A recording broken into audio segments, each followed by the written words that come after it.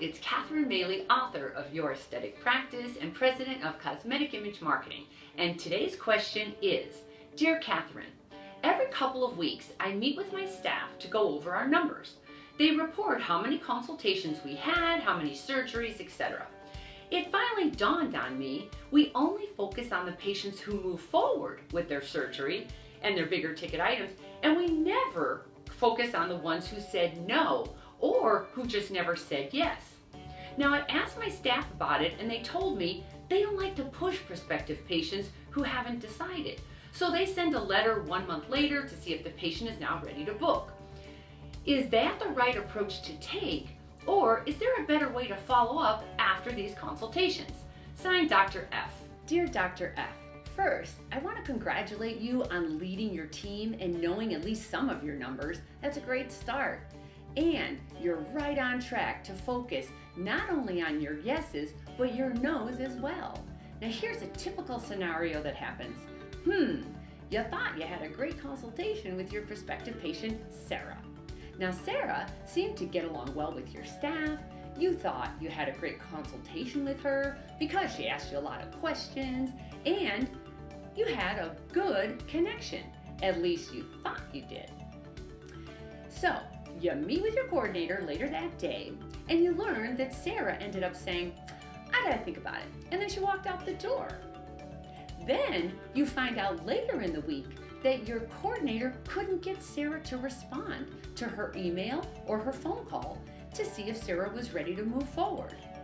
So Sarah is dropped in the dead leads file. You move on to the next consultation that you hope converts, and the cycle continues. So why didn't Sarah book?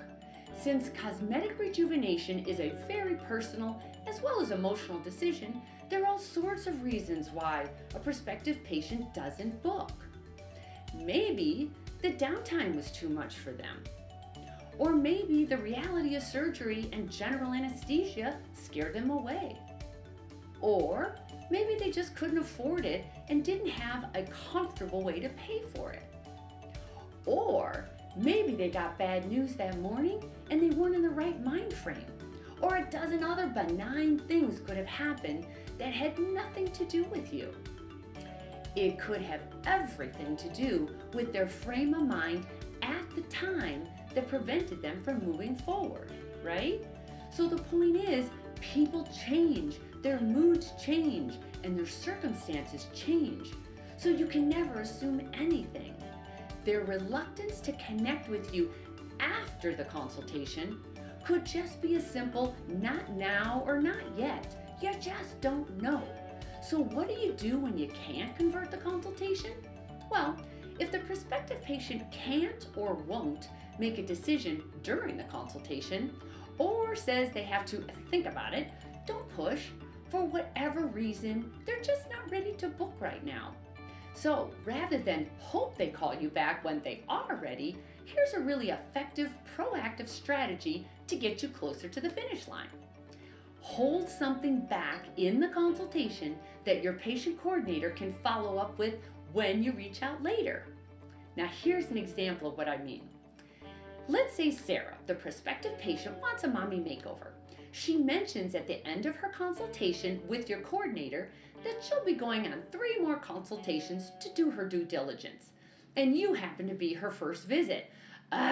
Now what? So your coordinator can now email Sarah your checklist of questions to ask the surgeon during your mommy makeover consultation. Now, fill the checklist with questions you can say yes to that your competitors may not be able to. For example, you have performed an above average number of mommy makeovers, and so on. And then fill it with patient stories and photos of other mommy makeover patients just like them who've had the procedure and are ecstatic with their results. Now add their contact information, or at least an invitation to set your happy and satisfied patients up to talk with Sarah about their experience.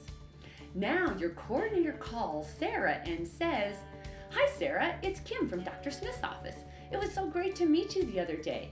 I know you're thinking it over and I have an idea that may help. Now, I thought of a special checklist Dr. Smith wrote about mommy makeovers that would help you get the most from the consultations you're going on. I just mailed it over to you, so please take a look and let me know if it's helpful to you, okay? To get more proven follow-up after the consultation strategies, be sure to join me on my next online training where you and your staff will discover how to differentiate you as the best choice.